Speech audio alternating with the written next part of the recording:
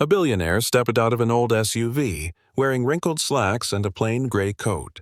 No assistant, no suitcase, no brand. The valet didn't move. His eyes scanned Jackson from head to toe, then looked away, assuming nothing important. Inside, the lobby was marble and silence. Jackson approached the front desk calmly. Melissa glanced up without a smile. Her eyes landed on the black card in his hand. She raised an eyebrow, leaned forward slightly, and smirked. "Are you sure that's yours?" A few guests nearby turned their heads. Jackson didn't flinch. He looked her in the eye. No anger, no panic, just patience. She held the card like it was suspicious, like it didn't belong to someone who dressed like him. But in 5 minutes, this room would freeze. In 5 minutes, names would be remembered. In 5 minutes, $2.8 billion would walk away. And no one saw it coming. Jackson looked up slowly. His eyes weren't angry. They were tired, disappointed. Not because someone questioned his card, but because he'd seen this before, too many times. Melissa turned away, still holding the card like it might burn her. A couple seated nearby whispered without lowering their voices. "Another fake rich guy. Happens every week." Jackson heard it. He always did. He just never reacted. His gaze drifted across the lobby. Polished marble, gold trim. Everything screamed luxury, except the way they treated people. He shifted his weight, hands still calm at his side. The card stayed between them, untouched. No drama, no confrontation, just that quiet look. The kind that makes you stop and rethink your choices, if you notice it. Melissa didn't. She typed lazily into the system, pretending not to see the man still standing there. He had seen that look before. It took him back. 17 years old, working weekends at a hotel not half this fancy, wearing a second-hand shirt 2 sizes too big, shoes that hurt by hour 4. He stood near the banquet hall, holding a tray of water. The manager walked by, eyes sharp. "Not you," he said, pointing to the back. "You don't have the face for VIP tables." Jackson didn't reply. He just stepped aside. That moment stuck, not because it hurt, but because it echoed. The idea that you needed to look important to be treated with respect. Now, decades later, the faces had changed. The words had changed. But the judgment? Still the same. Melissa tapped on her keyboard, slow and bored. Jackson's eyes stayed steady, but something in him had already moved. Jackson Cole, founder and CEO of Coltech Global, a company born from a garage and one broken laptop, now valued at over $40 billion. They build AI tools for hospitals, schools, and crisis teams, real-world tech, quiet impact.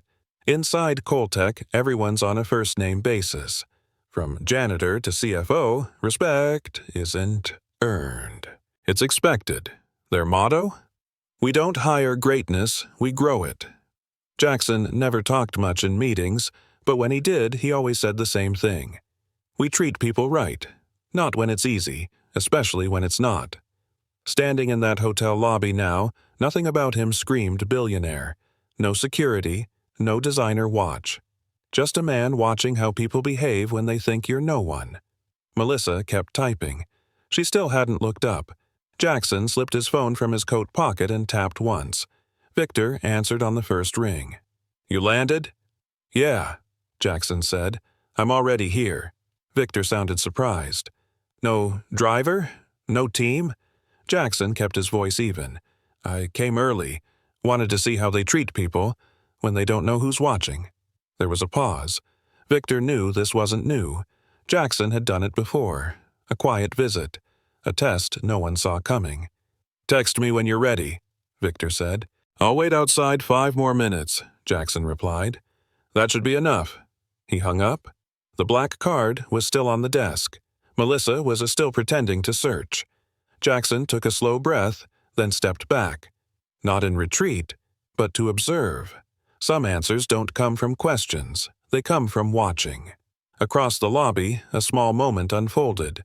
A girl, maybe 8 years old, hurried to help an elderly woman struggling with her suitcase. 2 hands, 1 push. Simple, quiet kindness. The woman smiled. The girl smiled back, then disappeared into the crowd. Jackson saw all of it. His posture softened. His eyes, just for a second, warmed. Not because it was dramatic, but because it was real. That's the kind of culture he built. Not banners, not training slides, just people doing the right thing, when no one's keeping score. He glanced back at Melissa, still avoiding eye contact, still pretending. He said nothing, but inside he knew. That girl understood more about respect than most adults in this building, and that meant everything. He let out a slow breath and waited. Still calm, still watching. Jackson glanced down. His sleeve was slightly wrinkled. A faint coffee stain near the cuff. The corner of his phone was cracked. A chip from years ago. He never replaced it. It still worked. Behind him, a man in a sharp navy suit stepped forward. Polished shoes, gold cufflinks. He snapped his fingers at the valet. "Hey, front, now!" The valet rushed over without hesitation. Jackson didn't move, didn't react. He'd seen this dynamic too many times. Respect delivered by assumption. Service based on appearance. Melissa still hadn't looked up. She moved the mouse in slow circles, like stalling was part of the job. Jackson tucked his phone away, adjusting his sleeve. He wasn't ashamed of what he wore. But the room was telling him, again, what mattered here. And it wasn't character. Time moved. Service didn't. Jackson remained at the counter, hands steady, expression calm. But nothing changed. Melissa didn't meet his eyes. She clicked the keyboard once, then again. Pointless movements. Finally, with a sigh, she waved a hand without looking up. "We're busy. Please wait for the actual guest to arrive." A few guests nearby chuckled under their breath. Jackson didn't speak. Not yet. The tension didn't explode. It settled. Quiet. Thick like fog. His black card was still on the counter, untouched. His name still unspoken. He glanced once at the guest log screen. The name Jackson Cole was clearly listed. Top row, presidential suite, confirmed. But Melissa never checked. She had already decided who he was, and in that moment he knew. This wasn't just a delay, this was a statement. The glass doors opened again. A tall European man entered. Crisp blazer, designer luggage.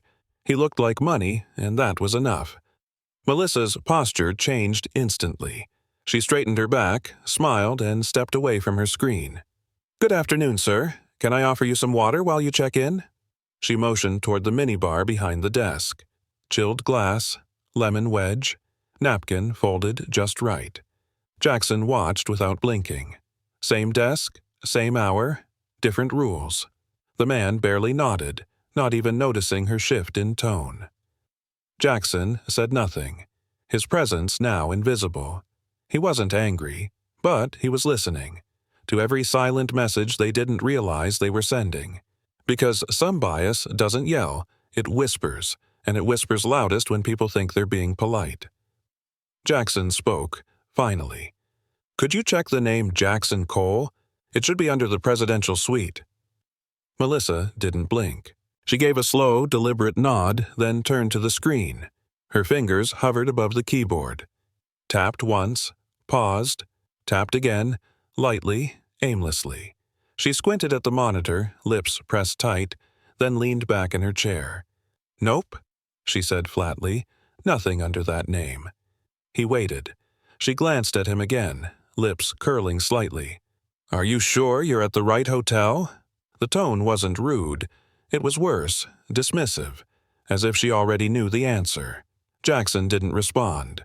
She went back to clicking nothing, as if his presence was now a mild inconvenience, the kind you pretend isn't standing there.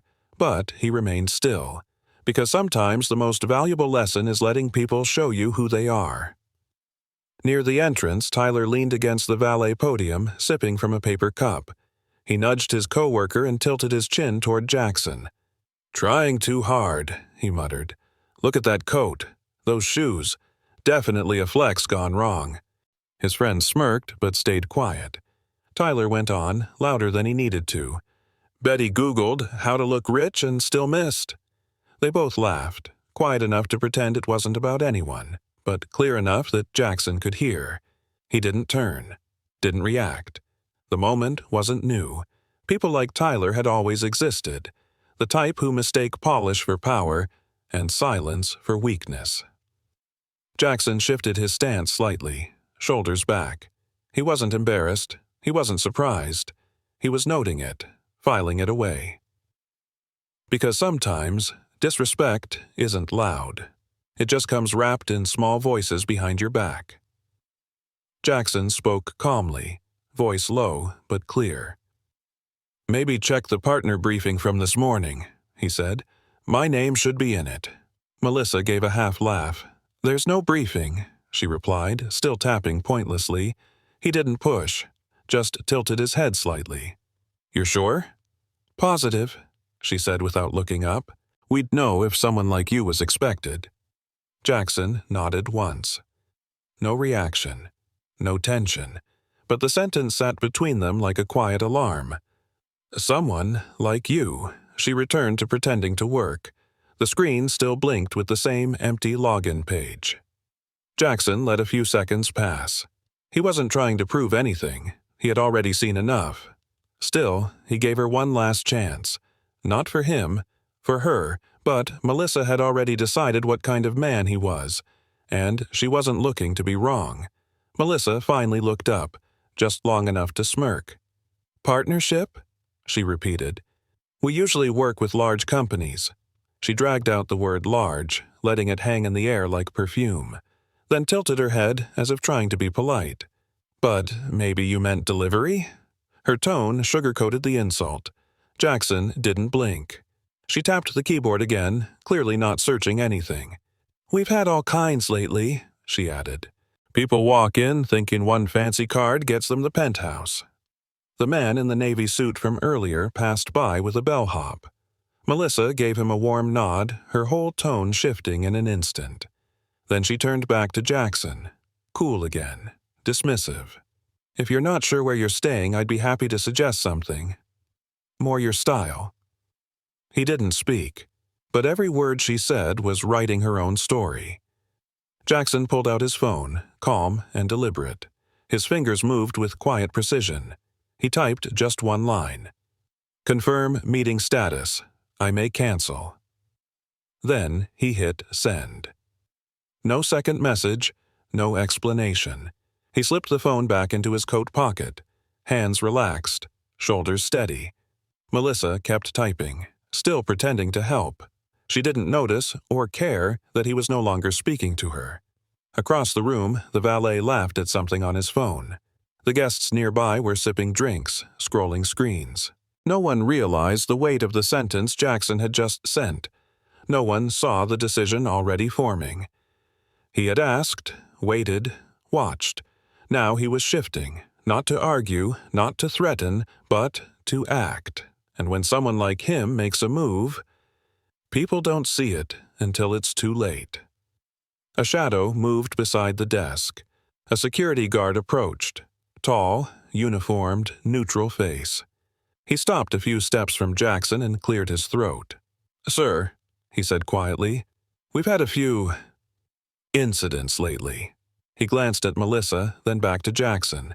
I'll need to verify your identity. Jackson turned toward him, still silent. The guard kept his tone even, almost apologetic. Do you have a reservation number? Or any photo ID? Melissa folded her arms as if this confirmed something she'd suspected all along. Jackson didn't reach for anything, didn't raise his voice. He just looked at the man. Calm, clear, steady. The silence stretched. A few guests had stopped talking. The room was still soft-lit, elegant, controlled. But something had shifted. Because now it wasn't just poor service, it was protocol. And protocol, when shaped by assumption, becomes something uglier. Near the lounge chairs, a young woman watched quietly. Emily. Mid-20s, tourist backpack at her feet, latte in hand. She'd seen the exchange, the tone, the looks. She wasn't sure what was happening, but she knew enough. She lowered her cup and slipped her phone from her jacket. No big moves, no flash. Just a subtle tilt, screen half covered by her scarf. She hit record. The frame caught Jackson from the side. Calm. Still. The security guard in front of him. Melissa standing stiff behind the desk, arms crossed. Emily didn't zoom, didn't comment. She just watched through her lens, silent and steady. Sometimes the truth doesn't shout. It unfolds slowly, frame by frame.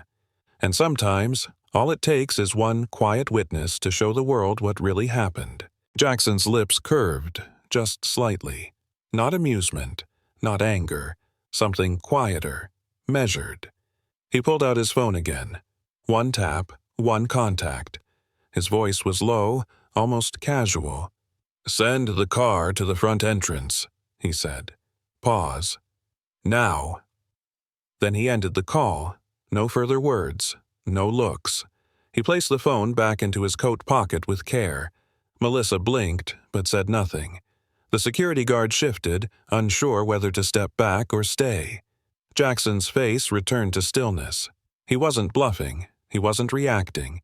He was moving. Not loudly, not emotionally, but with clarity. Some people shout to show strength. Others whisper and change the entire room. The security guard held his ground. Jackson stayed where he was, unmoved. Not tense, just still. Behind a row of chairs, Emily whispered to the woman beside her. "They're humiliating him," she said, "and they don't even see it." The woman glanced at her confused. Emily tilted her phone slightly, letting her watch the screen. "No yelling," she added. "No pushback. But look how calm he is. That's not confusion. That's restraint." The woman nodded slowly. At the front desk, Melissa sighed, tapping her nails on the counter. She hadn't checked the screen, hadn't checked his name. She was still sure he didn't belong. Emily kept filming. She didn't know who he was, yet, but something about this didn't sit right. Because sometimes it's not what people say, it's what they're allowed to say, and who they think they can say it to. Outside, the low hum of an engine broke the lobby's stillness. It grew louder, smooth, deep, unmistakable. A silver Rolls-Royce Phantom glided to the front entrance. Not rushed, not showy, just precise. The valet froze, eyes wide. So did the doorman. Neither moved at first. Inside, heads turned. The tone in the room shifted without a word. Emily lifted her phone higher. Her breath caught. "That's not a rideshare," she whispered. Melissa glanced toward the door, still unaware. Jackson didn't look. He didn't need to. He had heard the sound before. That engine wasn't just transportation, it was punctuation.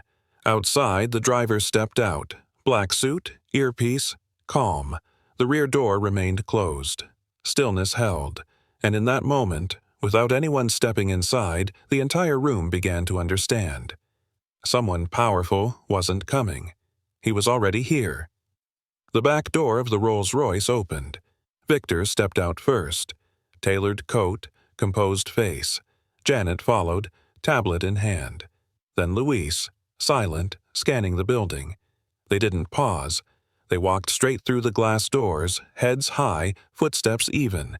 Not looking around, just focused. Victor saw Jackson instantly. His face changed.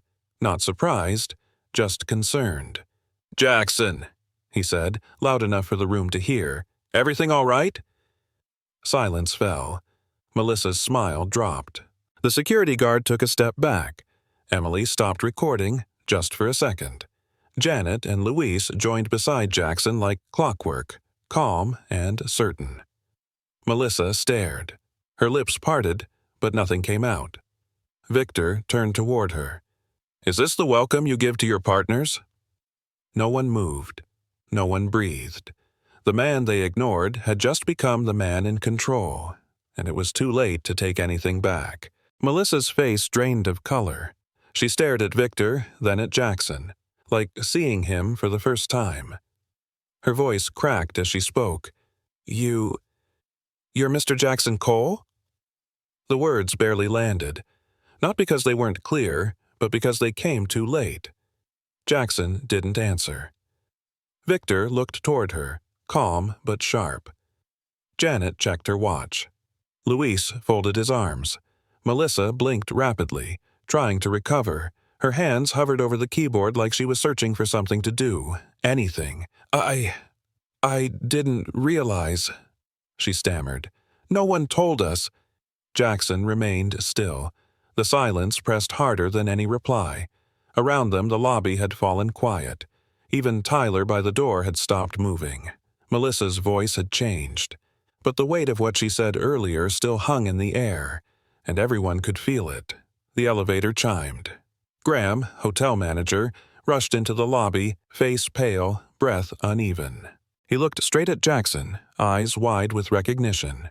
"Mr. Cole," he said quickly, voice strained. This is a misunderstanding." No one spoke. Graham continued, stepping forward with nervous hands. "We had no idea you were arriving in person. If someone had informed us—" He glanced at Melissa. She looked down, frozen. Victor didn't move. Janet raised an eyebrow. Jackson said nothing. Graham tried again. "Please accept our apology. Of course we'll make this right. Your suite is ready. I'll personally—" Jackson's silence was heavier than any interruption. The man who had been ignored now held the entire room still, and the ones who dismissed him were scrambling. Not out of principle, out of fear. It was never about service. It was about status, and they had misjudged both. Jackson didn't speak right away. He turned slowly, scanning the lobby. Eyes followed him, silent, uncertain. He looked at the front desk, the marble floor, the polished walls, then back to the people watching. No anger, no theatrics, just stillness. Then he spoke, voice calm and quiet. "You know, opportunity doesn't always arrive in a limo." He paused. "It walks in quietly. No spotlight, no name tag, and most people miss it, because they're too busy looking at shoes." No one laughed. No one moved. Melissa's hands were still. Graham looked down. Even Tyler had nothing left to say. Jackson's gaze didn't accuse, it reminded. Because this moment wasn't about punishment, it was about proof, and the proof had already spoken, in their choices. Melissa's throat tightened. Her lips trembled, but she tried to keep her composure. She looked at Jackson, eyes now unsure, no longer judging, just exposed. I'm sorry," she whispered. The words came slow, broken. Not because of pride, because of shame. Her shoulders sank, just slightly. She wasn't used to being wrong in public, and certainly not like this. The apology wasn't loud. It didn't echo, but it carried weight, because it arrived too late. Jackson didn't flinch. He didn't nod. He didn't soften. Silence answered her. Melissa swallowed hard, blinking against the sting in her eyes. She wasn't crying, not fully, but the edge was there. She had misjudged him. But worse, she had done it in front of everyone, and now every second of silence made it sink deeper. Not rejection, just consequence. Jackson looked at Melissa, steady, unreadable. "I don't need an apology," he said. His voice was low, clear, sharp like glass. "I need culture." The words landed flat, heavy, final. No bitterness, no raised tone, just truth, delivered without warmth. Melissa's mouth opened slightly, but there was nothing left to add. Jackson turned, slowly, not in anger, not in pride, just done. Each step away felt louder than anything said that morning. Victor followed, then Janet. Luis fell into step behind them, a quiet procession of people who didn't need to explain their power. Graham stood frozen. The staff watched in silence. No dramatic exit, no last look back. Just a man walking away from what should have been his welcome, and taking everything with him. Emily's hands were shaking slightly, but she didn't stop recording. Jackson and his team moved through the lobby. silent, composed. She tapped the screen.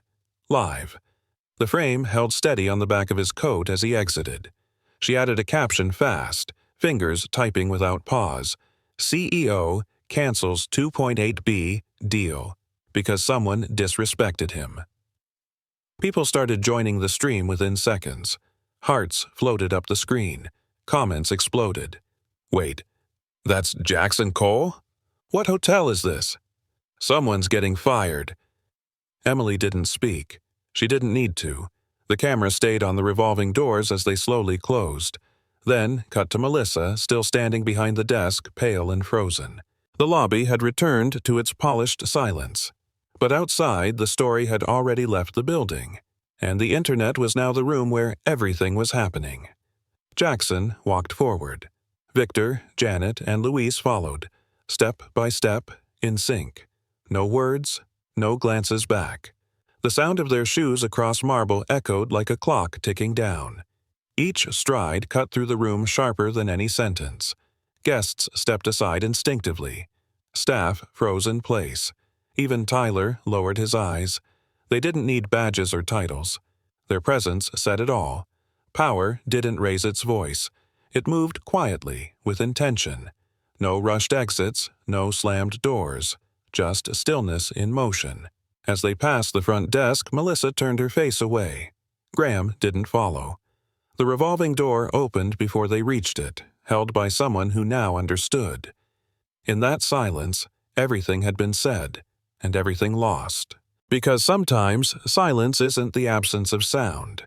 It's the sound of respect walking away. Melissa sank slowly into the chair behind the front desk, hands trembling, eyes unfocused. She wasn't crying, but the silence around her felt louder than shame. Across the lobby, Graham's phone buzzed. He checked the screen. A single line flashed. Crisis escalation, urgent. He hesitated, jaw tightening, then answered, "This is Graham." The voice on the other end was clipped, fast. "We're trending, global. You need to contain this now." He closed his eyes briefly, exhaling through his nose. Melissa looked up at him, her face asking a question she didn't dare say. Graham didn't respond. He was already walking toward the back office, phone pressed to his ear, footsteps sharp. Behind him, the lobby had become too clean, too quiet, the kind of quiet that comes right after everything goes wrong.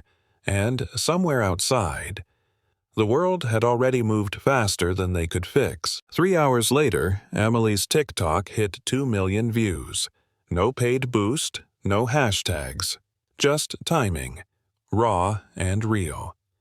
The video showed Jackson standing quietly, Melissa's voice, the Rolls-Royce, and that one sentence, "I don't need an apology, I need culture." Comments flooded in. "This is why I dress low-key, people judge fast." "That's Jackson Cole?" Legend. 2.8 billion gone because of ego. Wow. Duets started. Stitch reactions followed. A lawyer broke down the legal fallout. An HR expert called it a corporate ethics disaster. Even hotel employees from other cities chimed in. "That front desk staff? Fired in every chain I know." Emily didn't reply to any of it. She just watched the numbers climb. It wasn't just a video anymore. It was a case study, a warning, and maybe a mirror. By the 4th hour, headlines had taken over the internet. Tech CEO humiliated in hotel lobby. $8 billion deal walks out the door. Disrespect has a price tag, and it's massive. Emily's clip appeared on over 50 news sites, global and local. Morning shows replayed it. Twitter threads dissected every frame. Inside the manager's office, Graham stared at his second phone, blinking non-stop. It rang. He answered without thinking. "Graham, here." The voice from PR didn't waste time. "We're trending, and not the good kind." "What's the scale?" he asked. "Global. Asia picked it up, Europe too. You're a top post on Reddit under corporate disasters." Graham leaned forward, both elbows on the desk. No words. just the weight of realizing the world had seen what happened. And it wasn't calling it a mistake, it was calling it a pattern. The conference room was tense. No small talk, no coffee, just silence, broken only by Graham's voice. "We're here because of a look." Melissa sat near the end of the table, hands clenched. "I didn't know who he was," she said, her voice cracking. "It wasn't personal." Graham cut in. Cold. "It's never personal. That's the problem."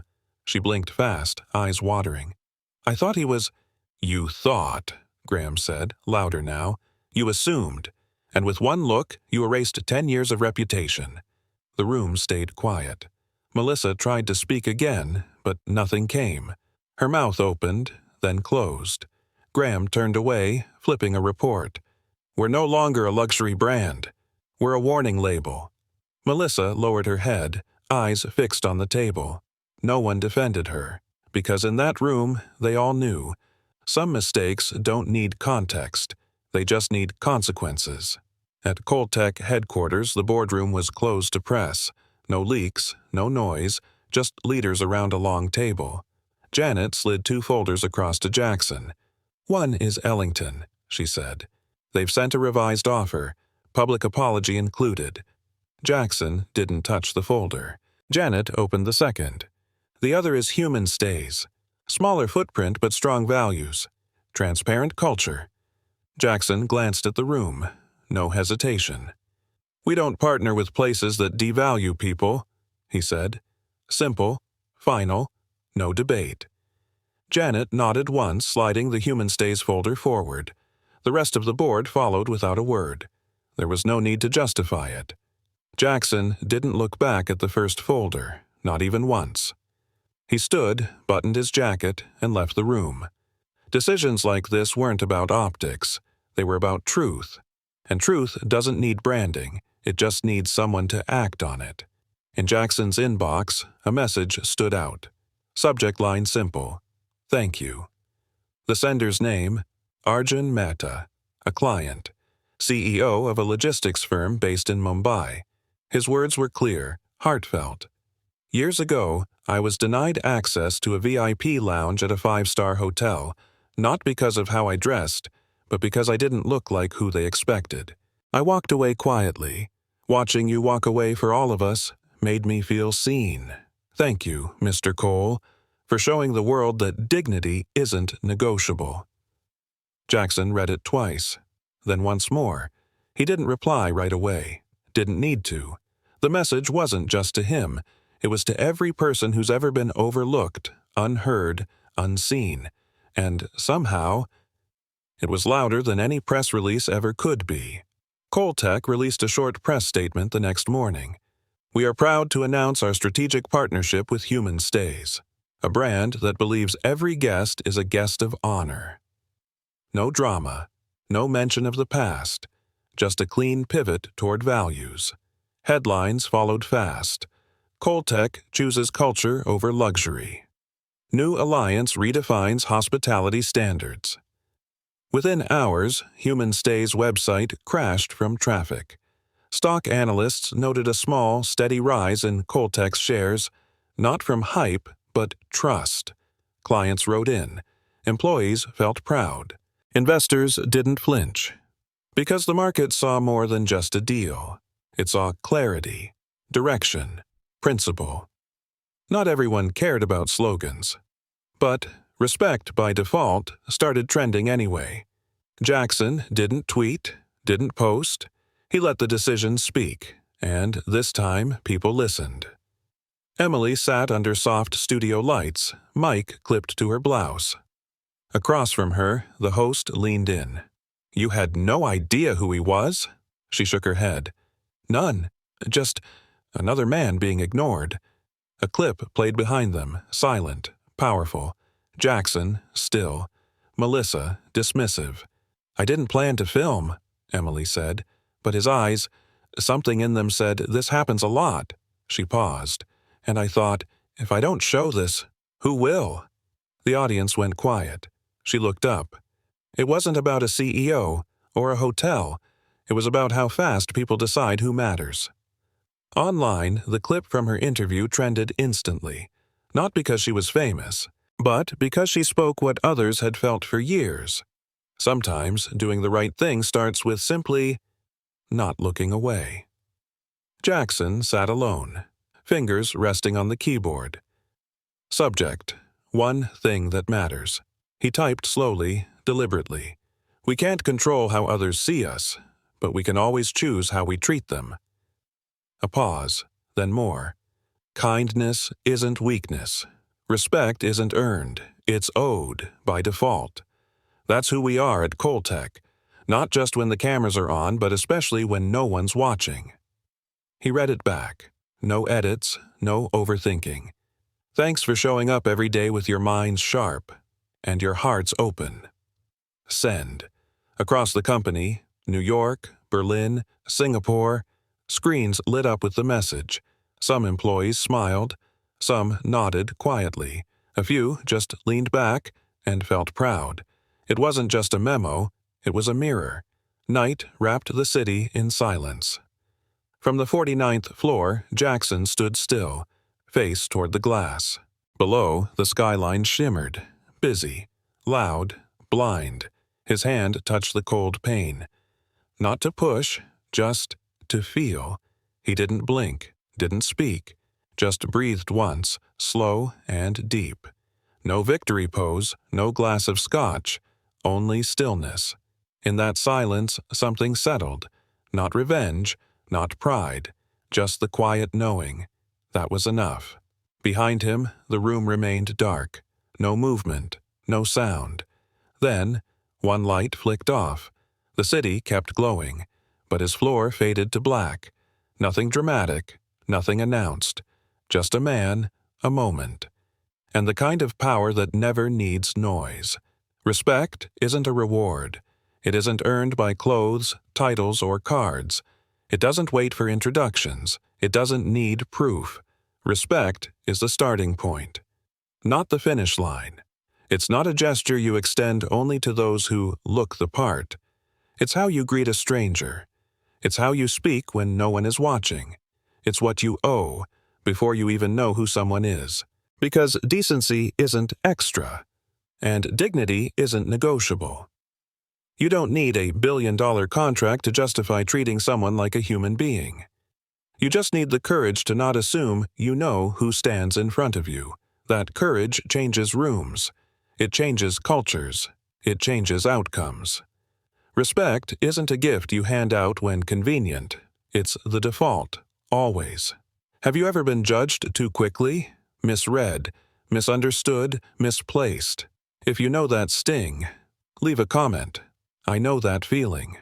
Because this isn't just Jackson's story. It's ours. It's the quiet moments we've all lived, where someone looked past us, or spoke down to us, or assumed we didn't belong. But silence doesn't change anything. Silence keeps the cycle alive. So, here's your choice. Will you scroll on, like nothing happened? Or will you speak? Will you stand? Because every time you share, comment, or reflect, you're not just reacting. You're choosing a side. And the world notices. They always do. So what will it be? Will you act or stay silent, like most do? True power doesn't need to announce itself. It doesn't raise its voice. It doesn't prove anything. It enters the room without noise. It listens, it watches, and when it leaves, it takes the deal with it. That's the kind of power Jackson carried. Not loud, not flashy, but absolute. He didn't fight, he didn't explain. He just chose differently, and in doing so, he rewrote what leadership looks like. It's not about control, it's about choice. About walking away when respect isn't mutual. About knowing your value, and not waiting for permission to act on it. True power walks in quietly, and walks out with your biggest opportunity. The story ends here, but what if this was only the beginning?